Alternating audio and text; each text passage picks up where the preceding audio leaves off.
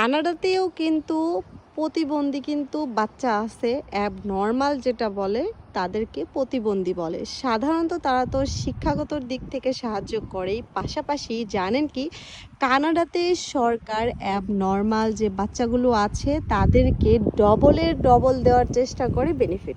তার উপরে একটু আছে আরেকটি কথা হচ্ছে, যদি মা বাবার অনেকটা পরিমাণে টাকা পয়সা থাকে সেক্ষেত্রে একটু কম, কিন্তু যদি নিম্নবিত্ত ফ্যামিলিতে কানাডাতে প্রতিবন্ধী একটি বাচ্চা হয় তার সব ধরনেরই সুবিধা একটু বেশি বেশি দেয়। তার পাশাপাশি সব প্রতিবন্ধীদের ক্ষেত্রেই স্কুলের খরচ এবং কি বেনিফিটের দিক থেকে, আবার পাশাপাশি স্কুলে যে আসা যাওয়ার গাড়ি ভাড়াটা সেটা পর্যন্ত কানাডার গভর্নমেন্ট সাহায্য করে থাকে প্রতিবন্ধী বাচ্চাদের ক্ষেত্রে। আর এমনিতে যে সুস্থ বাচ্চা তাদেরকে তো সাধারণভাবে বেতনের উপর মা বাবার ইনকামের উপরই বেনিফিট দিয়েই থাকে। তো অন্য একটি ভিডিওতে কথা বলি। আল্লাহ হাফেজ।